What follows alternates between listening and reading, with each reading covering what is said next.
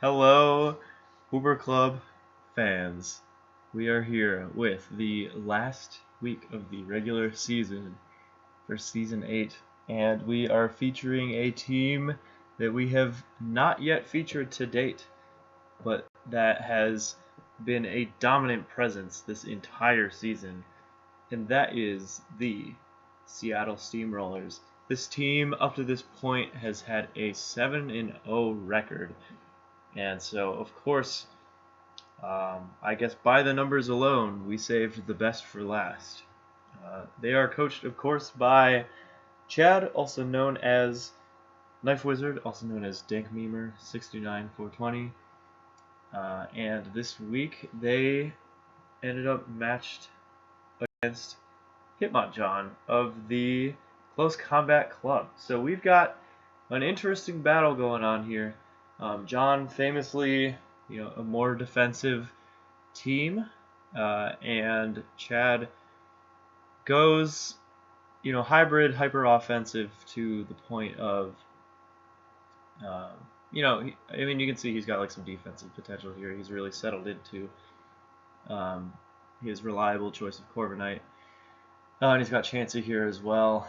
And then, some of these other Pokemon could go either way, looking specifically at Volcarona and Volcanion. So, not quite as hyper offense as maybe his usual style is, but then again, he's looking to go back to back in championships, having won the last season here. So, he's got to have the best team that he can, and so far it's been incredibly dominant. And we'll see if John's team can do anything to stand up to that. So, yeah, I'm joined today by Zach of the Summit County Psyducks. So go ahead and say hello. Hello, everyone. All right. And so, yeah, we're going to go through this battle, see how this goes, and this will take us into the playoffs. And we'll see how that goes. Pretty excited. Yeah. Pretty excited to watch this one. Like you mentioned, John's definitely a more defensive player, and Chad is definitely known for his offense and, kind of setting up at the very end. So this will be a good one. For sure. All right, that said, let's jump into it. 3, 2, 1, go. All right, so the battle starts off. Archeops is the lead on John's side, matched with Volcanion, so it looks like Archeops has the advantage. Volcanion is going to switch into Corviknight, predicting some kind of rock move, but John's going to predict that, switch out, but taking that Rocky Helmet chunk. Now here's Stunfisk, which this is Stunfisk's first appearance this season. It had to come this week. So Corviknight is going to switch out. Stunfisk with the rocks. Okay. Getting those rocks up. Nice. Mm-hmm. So now that's unfavorable. Going to switch out. And Slowking is going to take that Scald like a champ. Now here's Chansey. Okay. Yeah, I think this is a very typical Chad move. He definitely likes to play around Chansey, and he really uses it to his advantage. So I think we'll see a lot more Chansey in this match. And look at that, the full para. Yeah. Make that Cryogonal way to turn to pull anything off. But that's going to go for knockoff to take out the Eviolite and make this thing significantly less bulky. So, meanwhile, Chansey just dishing out seismic tosses. It's nobody's business. And Chad predicts the switch here, getting the Thunder Wave on the switch into Slowking, because Cryogonal, of course, is already paralyzed. Yeah, Chad is very much reading into those switches. Mm-hmm. Very, very good.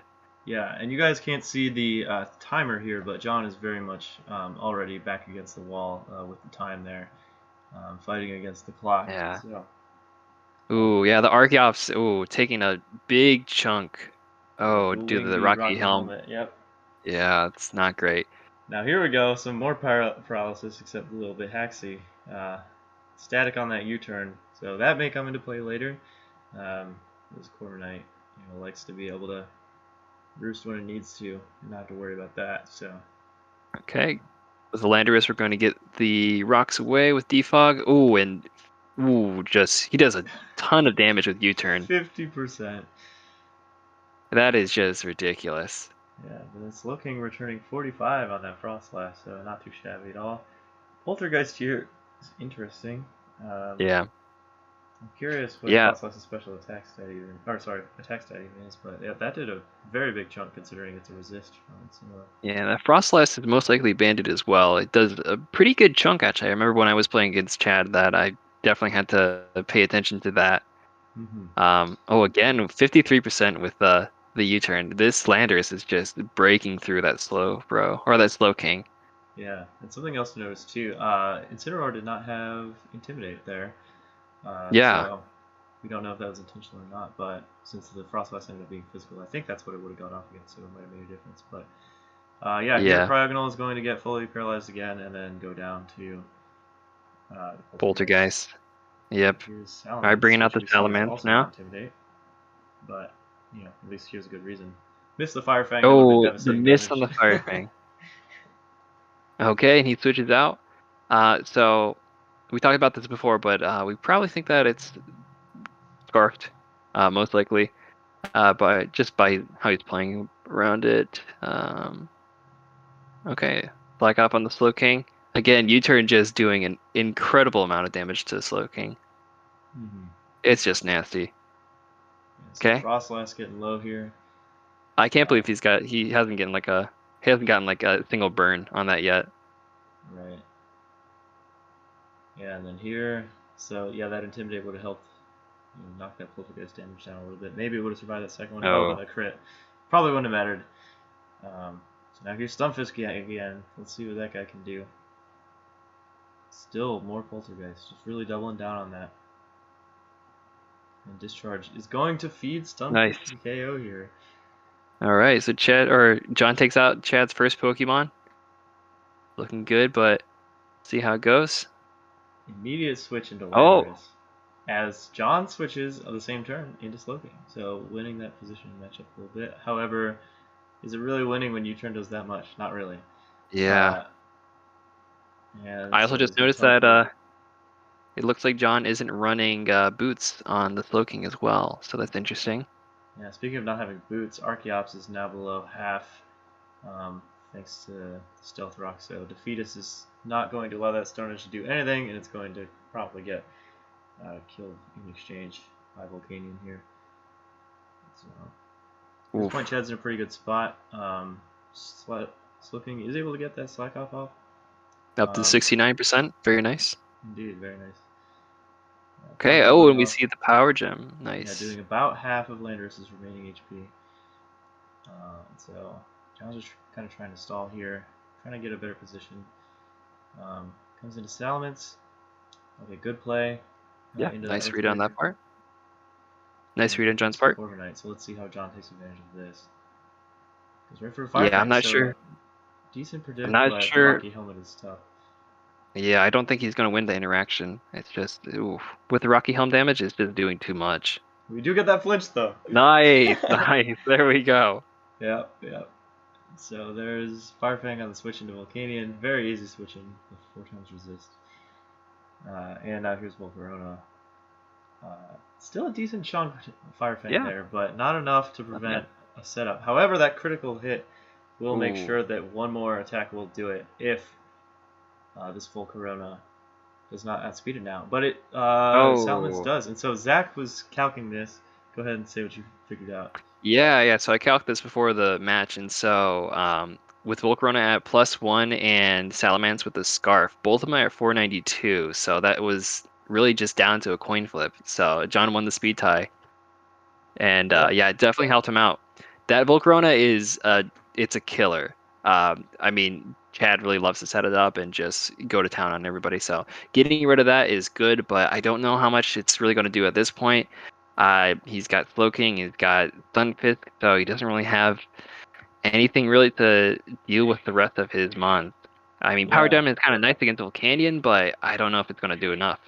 Yeah. And now here we see that Volcanion has some recovery too. So the stall is going to go both ways, and it's going to be really tough for John to break through with the Pokemon he has left. Not a lot of firepower here. I mean, even Chansey can come in and just seismic toss these guys while healing up on the side. Yeah, it's going to be really tough to break through Chansey at this point. Stunfisk is going to try and make a last stand here.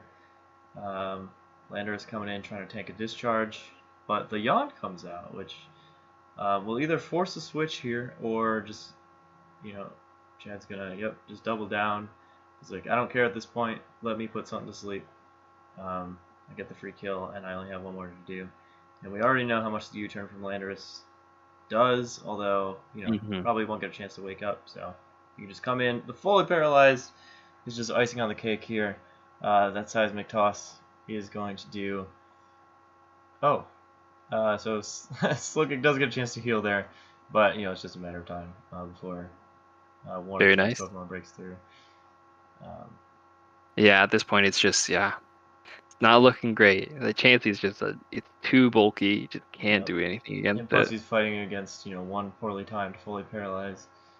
Yeah. Doesn't happen on that turn here. Gets the slack off. Another seismic toss. I mean, what John really needs here. I mean, I was gonna say like Toxic would help him out, but then there's still Corviknight to deal with, and so it's just a tough situation for him to be in. Yeah. But yeah, he's fighting for his life, and pretty standard end to one of John's matches where there's a lot of Yeah, I mean, I got to stalling. give it to John. He holds on to like the last second. He does not give up, and so yeah, Yep. I got to give props to him for that Mhm. because it's not looking good, but he's fighting. He's Yep. fighting. Yep. Gets back up to almost full HP. Scald. Still no burn. Yeah. After all these scalds. Oh,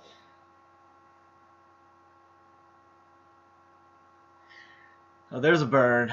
So nice. fighting that at least, but Chansey famously doesn't care about status. So got a seismic toss. Slack off. Yeah, Chad really wanting wanting Chansey to get the kill on this one. Yeah. I mean, hey, He probably could. Chansey likes having a spot up there on the kill leaderboard. Yeah. Yeah. So Yeah, I mean, anyway, he could probably just bring in Volcarona, or not Volcarona, Landorus at this point and just U-turn and kill it. But yeah, well, it does still have a couple turns of sleep, but oh, it's true. I forgot about that. yeah, Corviknight could definitely come in and just wall it. Oh yeah. Probably doesn't want to risk a burn there, and so Chansey's going to be able to do it. Fully paralyzed will help that out. Can't get slack off that one last time, and yeah, the match will go to Chad, who will go into the playoffs 8-0. So can anyone take him down? We'll see. This is where the winning really matters. Everyone has a shot at the championship from here, but he will go into the playoffs with that first round bye, which will make him a little less vulnerable. So yeah, looking forward to seeing every match happen this first week of the playoffs. See how everyone does, and yeah, I hope you all stick around for some content from that. And will we get a new champion this season, or will we get Chad with back-to-back, or will it be another returning champion? Who's to say? I think this season has been pretty crazy so far, and I think we'll have a lot in store for us to see in the playoffs as well. You have any closing thoughts? Yeah, I think Chad did a really good job playing around. Playing around with Chansey and the Corviknight. Really making good use of the Landorus with U-turn and I mean just being a huge offensive threat to John. Yeah, I think John might have had a bit more success if he went with something else for the Salamence set, but I think the Scarf did save him in the interaction with Volcarona. So, all right. Yeah. Excited to see where this goes. And yeah, looking forward to the next matches. Yeah. All right, we got someone jumping in right at the end there, but Nice. we're gonna close it Got a out. couple people. So send it to the power rankings. It was our mistake for not going in the lock chat, but all right. Thank you for joining me, Zach, and yeah, we'll see you all next week. Peace. All right, my pleasure. See ya. And welcome to the power rankings section of the video. If you want to call it that, we have finished up the regular season, but we'll go over that in just a little bit. I am Illogic, coach of the Buffalo Boufflant. I'm joined, as always, by Steve, coach of the Waterdeep Wobbuffets. Hey, everybody. And our guest repeating this week, because we of course have to acknowledge him yet again. You already saw him in the feature match. It is Chad, coach of the #1 Seattle Steamrollers. Thanks for joining us again, Chad. Hey, how's it going? Yeah, so we can hop right into it. we see there's really not much change here in the top 4 from our power rankings last week to the actual rankings now. We've kind of changed this up to the actual rankings because, as said, the season has concluded, and the top 4 teams that you see in front of you are the 4 teams that received the first round bye in this order. Number 1, Seattle Steamrollers. Number 2, Newport Noctels. Number 3, Akron Agrons. And number 4, Route 1 Burbs. Big congrats to all of them. We see a couple of new faces in there. We have our new regular season champ. That makes all 3 of us in the call here the regular season champs of seasons 4, 6, and 8, our regular draft seasons. So let's kind of go out down into breaking down these teams and how they performed this season and how we expect them to do in the playoffs. And then we'll conclude with all the rest of the teams that have to labor in the first round of the playoffs. So again, we're starting off with Chad Seattle Steamrollers. Here we see an overview of his full team. We've got that Rillaboom up top, Volcarona, Corviknight, Landorus, Incarnate, Chansey, Volcanion, Zinchino, Frostlass, Ninjas, Klinklang, and Lipard. I don't think I need to go too much in depth into this team because, Chad, I know you definitely can. But there are, of course, a couple of standouts here. That Rillaboom up top, 14-2. What an absolute beast. Well known in the league for being a monster with another team actually in the top 4 here. But you've used this quite effectively, I would say. So the Volcanion as well brought 5 times and 10-2, an outstanding performer. And I guess for me, though, the story of the team really is this Chansey. 4-0, it doesn't look too impressive, but considering you brought it all 8 times and it did not go down a single time, wow, Chansey has been an absolute beast for you. Similarly, that Corviknight brought to 7 matches and 1-1, only going down 1 time. I think that was from yours truly, actually. Now that I think about it, but this core has put in so much work. It's the top 6 mons you can kind of expect to come most every time, but it's been working. At least it's worked all 8 times so far in the season. So outstanding job going 8-0. Not too many close matches either. It's been quite a run. Steve, why don't you follow up and give us some thoughts on the Steamrollers? Steamrollers have had a fantastic season. Coming off of winning Season 7, coming in here to Season 8, and absolutely taking the league by the reins. Looking forward to see how Chad can do throughout the playoffs. I definitely expect him to make a return to the finals once again. So, high hopes here, and his team's definitely put in the work. The core of Chansey and Corviknight, as you mentioned, the league has struggled with. Some nice physical fire and electric moves might be able to handle it. Hint, everyone. But yeah, fantastic team. Quite top heavy, but the top is doing the work it needs to, so that works. Chad?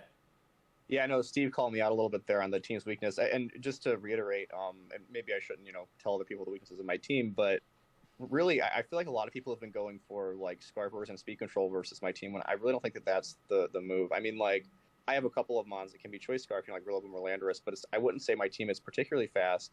And then I've seen, multiple times people have brought, like, 2 choice Scarfers with versus me, or something that could have been a breaker with a choice band as a choice Scarfer or whatever. Like I really think that if you're trying to break through, Chansey Corviknight, it's really not that hard. You just need to you need to have something, like Steve said, like a strong electric or fire move. Honestly, electric will probably be better because of Volcanion, and then that can kind of help you through the doors. Like, you're not getting through Chansey on the special side. Like, that's just not happening, even if it gets knocked off. So general thoughts on my team. I can just kind of go down the list. Rillaboom, I've been pretty happy with Rillaboom. Obviously, it's been great offensively. It has a lot of versatility, even though I've only usually ran the choice band set. There's a lot of stuff you can do with it. Volcarona, I've been kind of disappointed in Volcarona. Part of that is probably me misplaying it, because I think if you've seen some of the discussions before, I have a tendency to, like, sack it a lot. Actually, this week I pretty much sacked it in a dumb way too. But, like, I think the thing that I like, Volcarona is really good, but it pretty much only does one thing. Like, it does, like, bulky quiver dance or offensive quiver dance. And, like, I like setup sweepers, but, like, especially when I have, like, as you mentioned, I have my top 6 mons, quote unquote, that I'm likely to bring every week. If Volcarona is always going to be in that setup sweeper role, it's hard to kind of surprise people with what you're doing. Corviknight's pretty good. Maybe I'm overthinking, but like I'm getting a bit sick of having Corviknight on my team. Like it always feels like it's, at least when I'm prepping, it always feels like it's not quite bulky enough to take, like, everything that I want it to. Like, again, like, those physical fire and electric moves can be really nasty for it. Landorus Incarnate, I think I've been really happy with this the whole season. It didn't feel like much of a downgrade over Landorus Therian, and it was 60 points less. So I think, very, very happy. Chansey is probably like Chansey's probably one of the ones I've been like the most happy with because it's just so bulky. The main downside versus Blissey is that you have to if we're getting your Violet knocked off or whatever. But like if you can predict around a little bit, it's just like it's really hard to break through Chansey. And I personally have enjoyed Chansey much more as a wall than Corviknight. And even if you don't play it as like a hard stop to an enemy's team, you can get T-Wave, teleport, and Chansey's honestly kind of saved my butt on a couple of my close matches, like my first week match and my match versus John, which I actually think was fairly close this week, despite the 4-0 win. Just because like if you have Chansey, and somebody doesn't have a knockoff and somebody can't break through it, eventually Seismic Toss is going to kill them. Volcanion, I've been pretty happy with Volcanion. I've always thought the KD record is pretty weird. Cincino and Frostlass, those I've been happy with. They've been like viable brings that I can threaten to bring in or useful. Ninjask has been kind of a disappointment because I thought it was just kind of like a waste of space 20-point mon, but it was worth 40 points, so I could have used the 20 points somewhere else.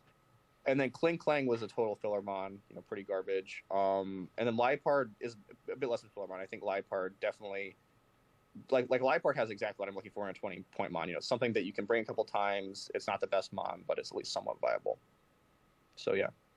Yeah, definitely well brung on some of those lower tier mons, as you said. I think Cinchino, Frostlass, Liepard in particular all did accomplish something very important when you did bring them. Overall, I think I do agree with Steve too. Probably the expectation is to make a deep playoff run for sure after a stellar regular season. Anything less than that would be, I think, disappointing. But maybe people will prep a little bit more for you, but maybe you'll prep a little bit more back. And strangely enough, when you prep, you get better. So I know, funny thing crazy. about that. We'll see if maybe everyone can find the time to do that once we get into playoffs, where things matter a little bit more. We're going to go now into our number 2 team, the 7-1 Newport Noctowls. Steve, take us away on this outstanding team. Yeah, so the Noctowls have had a fantastic season. Of course, their team, Hydreigon, Heatran, Tangrowth, Barraskewda, Crobat, Zygarde 10%, Escavalier, Passimian, Lantern, Rapidash Galar, and Sandslash Alola. And honestly, in my opinion, the key for this team has been all of the contributing members. Just looking at the kill deaths, Rapidash going 5-0 as a 40-point mon, that was huge. The bulky core of Heatran and Tangrowth absolutely walling everything. Honestly, Heatran's presence with that 10-4, Barraskewda, gosh damn it, it's good. Just revenge killing everything, and the 10-1 record it has only being brought 4 times really shows it. Another key point here is just looking at the distribution of what's been brought. Everything's been brought at least twice, with only a couple being 2. A lot of 3s and 4s in there. It's honestly been all these mons are viable to bring and have their uses, which is really what makes the Newport Noctowls such a hard team to plan for. You can't just look at, okay, these are the top 6, and then maybe these other 5 come. Any of the 11 mons can come and have a role, and you have to be ready for all of them. All in all, I think the Noctowls here have a great team and could make a deep playoff run. In my own fantasy bracket, I have them losing in the quarters because they face a certain team that is myself, and I had to pick myself in that matchup for the rematch now that my team's better, maybe. But, the Noctowls, realistically, I think, make a deep playoff run, semis or finals, and really excited to see how this team goes. Chad? Yeah, and I just mentioning the brings. I think one of the things that's interesting is the mons that he brought the least are actually his 80-point mons. Like, and he has quite a few, 40-point mons. And like normally you'd think of, like the lower points, the less you'd bring them. But that's just something I noticed, like looking at his bring lists and stuff. And maybe that's, I don't know, maybe he could have done a couple trades then if he felt that those 2 mons were maybe the weakest. Like, I mean, not that I think there's anything wrong with this Scavalier or Passimian, but that's definitely some points you could have freed up if you wanted to do a little trades. And yeah, I totally agree on him having a great season. I'm actually kind of disappointed that it'll be like I didn't get to play him in the regular season, and obviously we're the top 2 teams. And that it'll be kind of hard for me to play him in the playoffs as well because we're seeds 1 and 2, which means that in order to play each other, we both have to make it to the finals. And I mean, like, I don't think it's unlikely that either of us will make it to the finals. But if you take any 2 specific teams, the odds of them both make it to the finals are pretty low. So a bit disappointed that I might not get to test my team versus him. But yeah, I feel like, especially contrasted with like my team, is that his team is just very balanced. Everything on it is pretty viable. and he doesn't really have a lot of like, oh, I always rely on this mon to do this thing. Maybe the only thing that he relies on, probably like a lot for one specific thing, would be Barraskewda for speed control, which I think that's a totally a totally viable way to use Barraskewda. Yeah, I think the most interesting part for me is while I have been highlighting Barraskewda often with his team, seeing it only being brought 4 times is just mind-blowing. And considering that that's the same amount of times he's brought each of his tier 40 mons, Lantern, Rapidash, and Sandslash have each come in half of his games. Are you kidding me? Those are the worst mons he's gotten. He's brought them 4 times, and he's still the number 2 seed at 7-1. Incredible efficiency with everything he's brought the entire season. Just brings the right mons every time. It's an incredible efficiency. I've loved it. Love seeing those lower mons put in work. You highlighted the Rapidash 5-0. Wow, Lantern, a very key pivotal role that it does perfectly well. It's been awesome to see. Really happy to have him in the regular draft league to see things like this happen. It's been very cool. Excited to see his playoff run. If he can in fact get past the Wobbuffets, if that is what is destined to happen, Steve. So we're going to move on now to team number 3, and that is Joey and the Akron Agrons. Chad, talk to us about the Agrons. Yeah, Joey's had a really great season. I mean, I think historically he's been, kind of middle of the pack, and somebody who was pretty competitive, but never somebody that you like really saw at the top of the record charts. And he's, I think he's finishing a strong third place, and like I don't think it's like a third place because he got lucky with his matchups or whatever. Like I think he's definitely played pretty well. I believe both his losses were to the other 2 members on this call, which, I mean, the Buffalon and Waterdeep Wobbuffets, like, okay, maybe they don't have the best records this season, but historically, like, both of you guys have been, like you said, you were the season's 4 and 6 regular season champions. So he hasn't really lost to anybody, that I don't think he should have lost to or shouldn't have lost to. He has a ton of standouts. I really feel like Kieran and Crocodile are standouts. Actually, Arcanine has been a really big standout on his team, too. I was a little. I didn't really get the whole Arcanine thing at 120 because like Entei is available at 100, and I kind of just thought Entei was pretty much straight up better than Arcanine. But he's played Arcanine really well. The one thing, and like this is just like my impression. I honestly haven't really studied his matches in detail. It always kind of seems like when I watch it though that like his Tornadus isn't really, or Tornadus Therian rather, isn't really putting in the work that like you would maybe expect out of a 200-point mon. Like it always seems like it's kind of like a pivoting thing, which I mean is totally fine. Like that's kind of what it does. But like I feel like if I could change one thing about Joey's team, it would be the Tornadus Therian. Like I don't know specifically what I would swap it out for, but it just like my impression is that it hasn't exactly been pulling its weight as a 200-point mon. But yeah, I'm curious to see how he goes. Again, like this is another player I'd really like to play in the playoffs because I haven't played him in a competitive match in a very long time because I missed him in the last season playoffs. And then I don't remember the last time I played him, but like Joey's actually done well against me historically too. So I'm kind of looking to, maybe see if I can show my mettle against him, but it's not particularly likely with how the seeding's working out. Nate? Yeah, and I think something that stood out for me with his team, with that Tornadus point in mind, is before the Crocodile exchange, his top offensive threats to me were all special in nature. So being able to see Crocodile come in there, having Arcanine put in a good amount of work, I think has been critical for kind of balancing out the team a little bit there. And I guess though more so on the other hand towards that Tornadus point, if he can put it together and figure out exactly how to use Tornadus properly in this setting, that could take the team to a whole nother level. And that is something that is absolutely terrifying to me. Seeing all those top ones used properly, it's very, very scary to me. The downside of these transactions for Crocodile, going back to that momentarily, is he did acquire a couple of bottom tier monsters, the Carbink and the Cutiefly, which of course have some use with the Stealth Rock and the Sticky Web setup. But at 20 points, I don't know if that's necessarily something that you want or need to consider at all. Of those bottom point ones, yes, he's brought Eldegoss and Luxray 3 times, and Luxray we kind of see you can run something like Rocky Helmets at Eldegoss, of course, being a hazard remover. But I'm not totally convinced. I like the Crocodile edition in balancing out the top of his team, but I don't know about the bottom of his team rounding out quite so nicely there. But this is someone who's just gotten better and better in recent seasons, so I want to see what Joey can put together here in the playoffs to see if maybe he can make a little bit of a run for himself. Could be very, very fun to watch from him. Steve, what else do you have for us? Freeze dry. Freeze dry is good. Seems good, yeah. Curum's probably the best user of it, and that's annoying to deal with. Outside of that, though, he has a fairly well balanced team here, and has had a great season building on his success from season 7, and getting this first round bye is huge, and I think he'll make it into the semis, but I think in the second half of the season he had been trending down a little bit, and I think that'll catch up to him in about the semis, where he will exit, is my guess. But best of luck to him, anyways.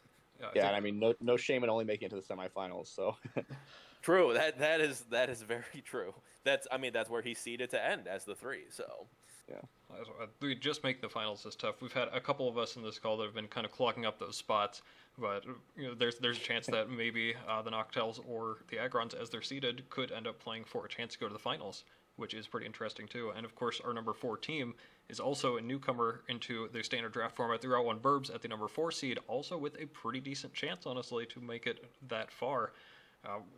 The Burbs' debut has been honestly stellar. Yes, he has 3 losses, but if I'm right, all 3 of those are to the 3 teams above him. And he's also generally been, I would say, overall pretty unlucky this season. Yeah, I'd say so. And especially, it's been, I think, a little bit better than season 7, where he was notorious for his bad luck there. But wow, really nice performance overall here.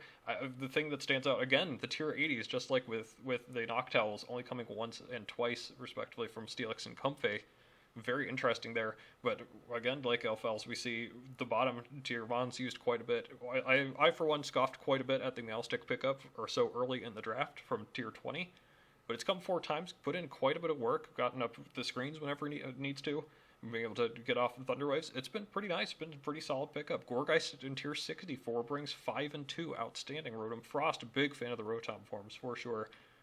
But those are the bottom mons. Looking at the top, Keldeo, I think, has been maybe my favorite mon to see him use with all the different sets, flip, turn, etc. It's been awesome. Umbreon, whenever it can go off properly, has been outstanding to watch. Dragapult's been kind of interesting. I think he's been notorious for kind of keeping it in the back a little bit and not letting it quite shine as much as it could. I was a proponent before the season of even banning Dragapult, but seeing it here on a team that has been very good, it hasn't exactly been carrying it like maybe one would expect it to. So that's been kind of neat.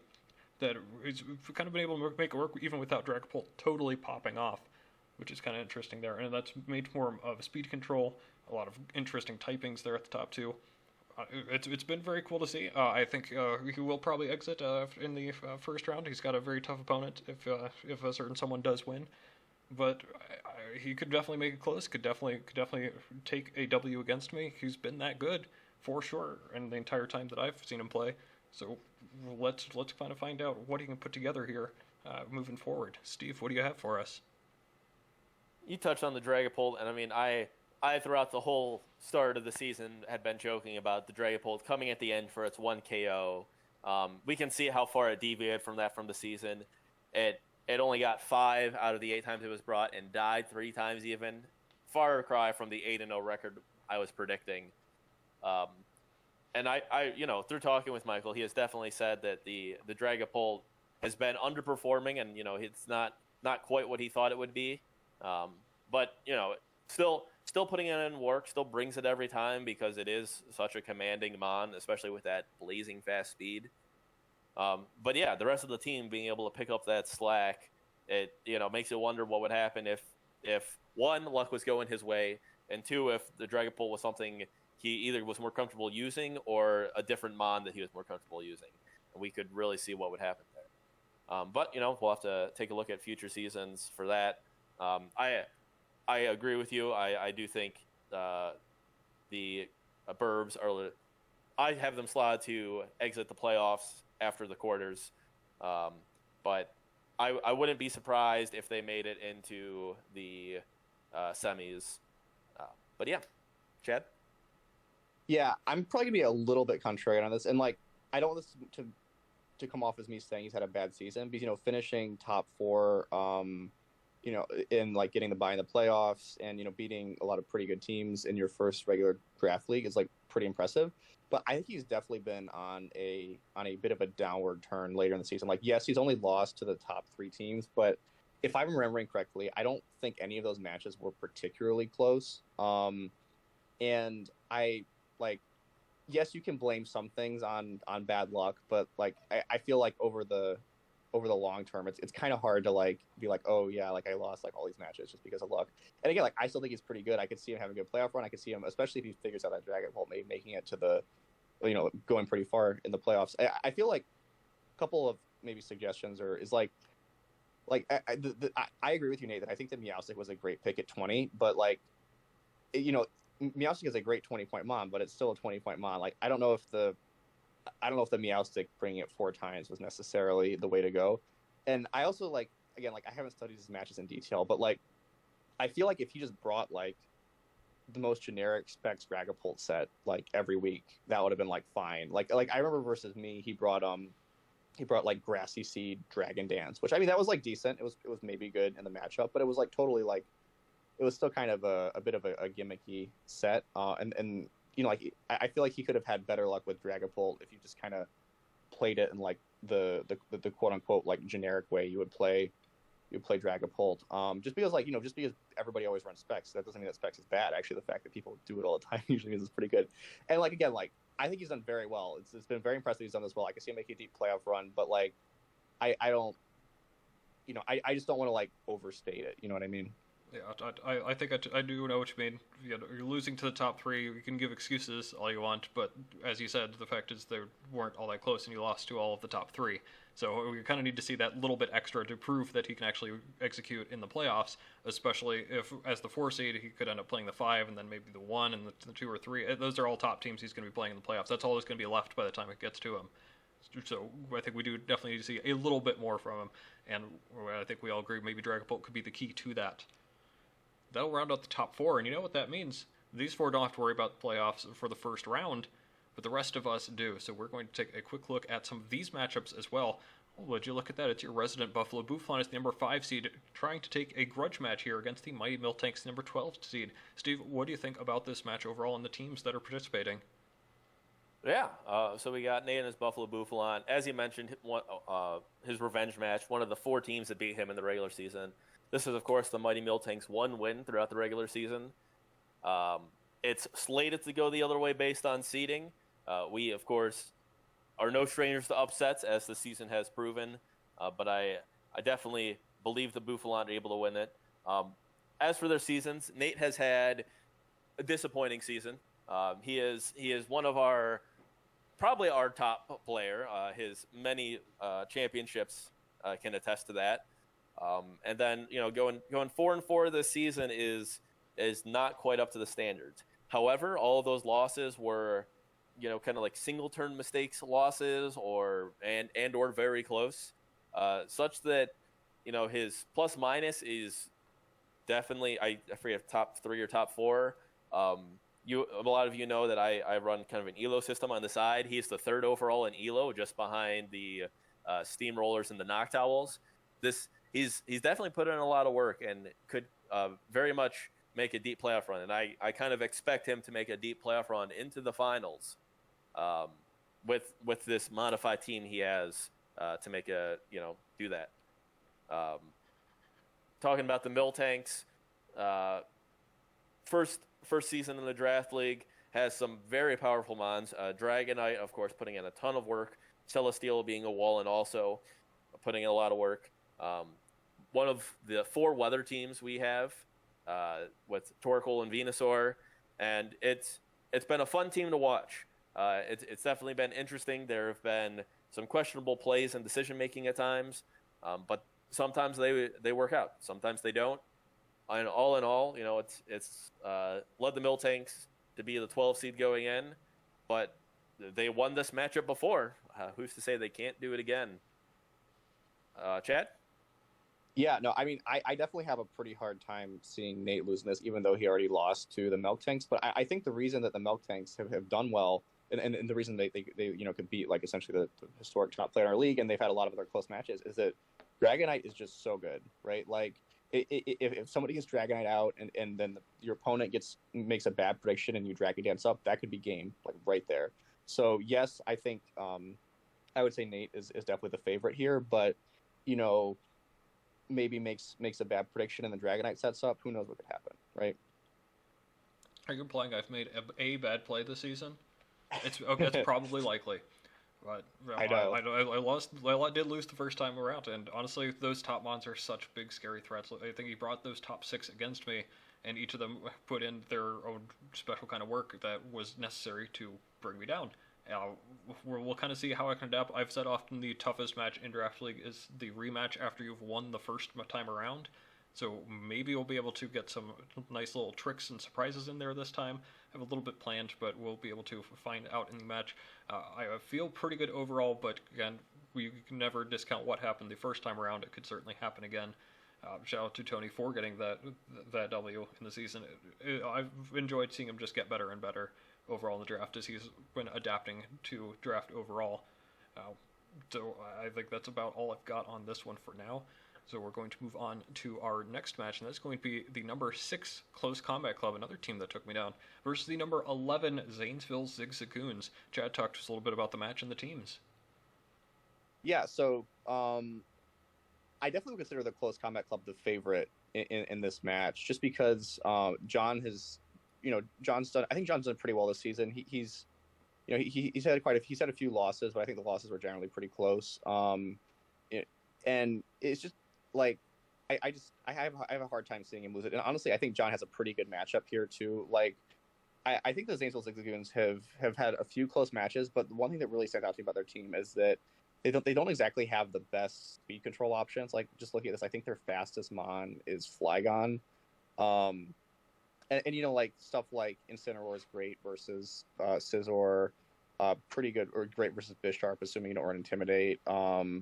I think like Scarf Heracross put in a lot of work here. It just seems like just looking at these Pokemon, I would say that John has a pretty good matchup. And in general, if you look at the performance in the season, I think John and the Close Combat Club are probably the pretty strong favorites. That being said, you never know. It could go either way. I definitely wouldn't consider this a shoo-in or anything. And the Zanesville Zigzagoons just did have a few pretty good matches. Even like my match versus them, my first week was pretty close, and I think they almost got the W on that one. So, yeah, I think John's season has been very up and down.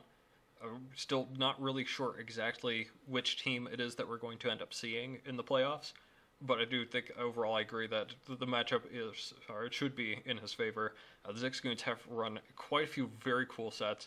I've really enjoyed seeing the Gardevoir put in quite a bit of work this season. Rotom Wash is a threat as always. I could go either way. I have more faith in John overall, but he's been so up and down this season. I'm not really sure what exactly we're going to see from it. Steve, do you have anything else you'd like to add to it? For the Zigzagoons, one thing I like to bring up, we don't have their usage stats on the screen, but Scizor has come to 2 battles. Wow. His top tier 160 point mon has come twice, and the interesting team building.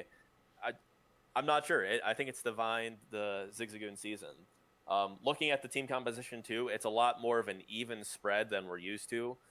No 20 point mons, only 1 40 point mon, and I'm not sure if the team composition is resulting in how this season went or other factors, but still picked up a couple wins against me. So who am I to say anything? But yeah, I would agree that the Close Combat Club is favored here. John, as you guys mentioned, has quite an up and down season, and we'll see if his stalling ways are able to make some progress. I think I have him winning this match, but losing the next. But I could certainly see him doing more or less than that. The question is, can he complement his defensive playstyle with enough offense to pick up those wins? Yeah, and sorry, just to chime in there, I feel like that's been really John's weakness this season is that he has those defensive mons, but he really doesn't have the offensive pressure to take advantage of the switching that or the pivoting that those defensive mons offer. Which I think he's had that late pickup of Heracross, which has been like I could see that being a great option for him because that's more of a wall breaker than what he replaced it or what he replaced with it. Mm-hmm. Yeah, and winning one match and losing the next, that sounds about right for John's season. I think he's had 1 2-game win streak in there, and otherwise it's been just alternating wins and losses. See if maybe he can put something together. He has made the semifinals in each of the last 2 seasons, so it will take a couple of victories to get him back there. We'll start against these Zigzagoons if possible. We're going to move on then to the number 7 Waterweep Wobfets versus the number 10 Summit County Psyducks. Our boy Steve actually made it all the way up to 7 after a very rough start to the beginning of the season. You're so welcome for allowing you to kind of pick things up a little bit there. And speaking of pickup, I do see quite a few changes here from even just whenever we played after our trade with Tangle and Cramorant. You've gone full physical offense and sand. I see the Excadrill and Tyranitar there. I see things like Dracozolt and Excadrill to be able to take advantage with the Gigalith, the Dracozolt, oh my goodness, Conkeldurr for more physical offense. If there wasn't enough, I'm going to add that in there as well as something like, I don't know, this Combuskin as well. It seems very one track. If you can wall those, you can wall everything, but if you can't, well, or if you get broken down, well, I have some bad news for you. You're going to get run over by the next one that's coming through. So super interesting team composition overall. The Psyducks have also kind of recovered from a very poor start of the season. Interesting, maybe we can get things together a little bit. Some very scary pieces in there with an overall balanced team. Clefable is just an absolute nightmare for anyone to deal with. I think that, as well as something like the Garchomp, could be the big points of contention here. If you do end up losing, I think something mons like that could be the responsibility, or could be responsible for that, as well as something like maybe Silvally. Interesting to see what type he's going to go with every single week. It's very interesting to see. But against you, maybe he'll find something a little bit better, considering your team is so one track. So that's kind of how I see overall. I do think that Steve has a pretty good chance to win this overall, mostly because he's been playing so much better recently. But maybe it's about time we start adapting to this new team style. What do you think overall, Steve? You've done a little bit of prep, I hope. I think no one should adapt to this new play style. That is just, I think it'd be better for me in that case. But yeah, as you mentioned, at the trade deadline, seeing how my season was going, I went all in on sand. And since the trade deadline, it's been working for me. So we'll see how it proceeds in the playoffs. I haven't had a chance to play Zach yet, so it'll be our first looks at each other and see how everything goes. I mean, you covered my team very well. Physical offense. If you can handle some sand rush, bolt beaks, and earthquakes, you're probably fine. I do have a little bit of special offense with Slowbro and Togekiss. But again, Slowbro gets belly drum, so more physical threats there. For the Psyducks, I have started prepping, and of course, any team with Silvally is a pain to prep for because, well, you just have to ignore it. Honestly, you can try and figure it out, but there's not much to do there. A big thing on his team that's been real annoying is the Registeel. Registeel also, has been one of his more prominent mons, bringing it to over half of his matches with a 7-3 kill death. The fantastic typing of Solo Steel with those massive defensive stats makes it a pain to get through, especially considering, the main ways to get through, he has other means to, resist the fire and ground attacks that I might be likely to bring. Of course, you mentioned the Garchomp and Clefable at the top there, complementing it very well, and the Mandibuzz as well. All in all, difficult team to get through. Rough start to the season, kind of picked it up a little bit towards the middle, maybe dropping off a little bit towards the end, but wouldn't be surprised if he won. I definitely, as I'm planning, could see myself losing this. So we'll see how it goes. Chad? Yeah, I would definitely favor Steve a little bit in this match too, but I think it is pretty close because, just looking at the Summit County Psyducks top 3 Pokemon, they seem like they're pretty good walls to what Steve would want to do with the sand offense. You have coverage rooms for all of them, but Garchomp, Clefable, and Mandibuzz are pretty hard walls to break through, and I think in general they have a decent matchup versus Steve's mons. And then when you put in his lower point mons, I think it does become if I was just looking at the teams, I would say I feel like the Summit County Psyducks have a pretty good matchup in this, just because the Waterdeep Wobbuffets is such a one-track team, but just based on historic performance and that sort of thing, I would still probably favor Steve a little bit. Yeah, also kind of interesting that the Psyducks' top 3 mons are all going to be immune to that Sandstorm, I think. Maybe Mandibuzz, I'm thinking of Overcoat, but there's a little bit of counterplay potentially from the Psyducks to overcome the giant sand problem that we see coming. That'll definitely be a fun one. And if that isn't the most fun one, our last one is between the two closest seeds, the number 8 Cincinnati Incineroar and the number 9 Boulder Boulderers, who I believe matched up earlier in the season. Steve, tell us about this. Yes, they did match up very early on in the season, week 2. And in that matchup, the Boulder Boulders won. These two teams are some of the other teams that have kind of more identity to their team. The Boulder Boulders, of course, bringing that rain team. Pelipper setting the rain with Kingdra to abuse it with speed, and Urshifu to abuse it with typing, weakening the fire moves on Aegislash and Bronzong. All in all, a very, normal-looking rain team. And it's led the Boulders to some mixed results. Discounting his last week because it was a meme match. Overall a pretty even split season, going 3-4, 3-5 if you include the meme battle. And throughout the season, he's had a lot of close wins and close losses. Big threats on his team, the Weavile, huge offensive pressure with that pressure, as well as the attack and speed it has. Picking up 10 KOs throughout the regular season. That's been his big hitter. Outside of that, the Kingdra putting in a lot of work.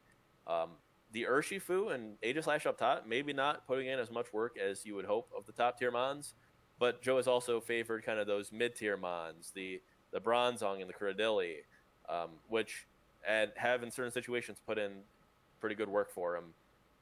So all in all, he's had a good season, and I think based on his past performance, I certainly could see him winning this match here.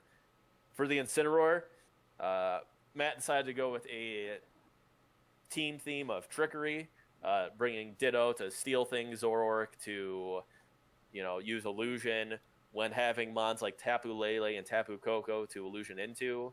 But the Koko and Lele could also be bringing telepathy so that you don't know if that's the Zoroark that's illusion into it or if it's that Mon with telepathy. However, the mind games really haven't been paying off so much. Kind of a disappointing regular season for Matt. And then outside of that, he's also had the easiest schedule, not having to play the top 3 teams of the Steamrollers, the Noctowls, or the Agrons.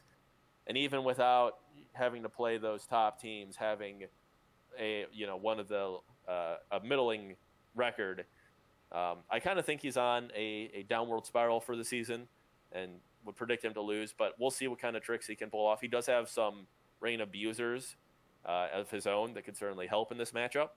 The Ludicolo and the Poliwrath. We'll see what they're able to do, as well as, of course, his big 3 up top of Koko, Lele, and Kartana. I won't count him out, but I think the Boulders will take this again. Chad? Yeah, I also would probably favor the Boulders in this match. Despite having the worst record, I think the Boulders have had a lot more closer matches than the Incineroar have. And honestly, the trickery theme is a little cool, but I feel like the Incineroar's team is just very top heavy, and the top Mons don't exactly have the greatest synergy. So like if you're spending all those points, like I think he spent over half his points on his top 3 Mons, right? Yeah. And then if you look at them, they're all good. Like Tapu Koko is good, Tapu Lele is good, Kartana's good, but synergy, I don't really see a huge amount of synergy there. That being said, I wouldn't be surprised if he came out with the win. I mean, those 3 Mons, while they might not have the best synergy, are giant threats. He does have the Ludicolo, which could maybe get some reverse rain dance, or I guess reverse rain rather, advantages versus a rain team. So I guess see going either way, but overall, I would probably favor the Boulders. Did Matt know he was going to be facing the Boulders in the playoffs here? Or is that why we see the Ludicolo and Poliwrath? He already knew way ahead of time. Big brain move there by the Incineroar. It's been so interesting that the Koko Lele Kartana magic kind of wore off, it feels like, from those first couple weeks when we were all super enthralled with those top 5 Mons and trying to figure out what exactly he's doing or bringing. But ultimately, it's been a little more disappointing, and honestly, the Mon that stood out the most, maybe the Shuckle at the bottom, which is very interesting and weird to say. Of course, whenever he doesn't bring Zoroark, he's going to go down 2. That is, of course, a pretty obvious meme there, too. Even with the Rain Wands, I think I think I do still overall favor the Bulldoors. I think he has a lot more control over the trickery, over what all can happen in that match. It should be a close one. Should be very good if the first time they faced off was any indicator of it. Then this should be a ton of fun, as are all of the matches. So that'll kind of wrap things up. Here's an overview for the playoffs there. Again, we have the Miltanks and Bufflant, Zigzagoons, Close Combat Club, Psyducks, Wobbuffets, Bulldoors, and Incineroar. The only guarantees we know for the next round, if the Miltanks win, they play the Steamrollers, and if the Bufflant win, they play the Burbs. Otherwise, it'll be kind of a reseeding scenario where the top seed, the Steamrollers, will play the lowest remaining seed, and we'll be able to match up from there. Do we have any final thoughts or extra predictions or anything else before we wrap up? I'm looking forward to seeing this playoff.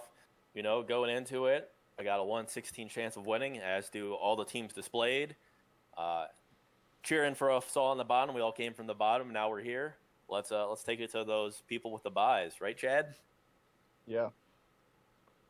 It's been kind of cool too, the way that things have split up, with some teams not playing each other. In the playoffs, you have a chance now to kind of face within your own little grouping of 4, or maybe even break out of that a little bit.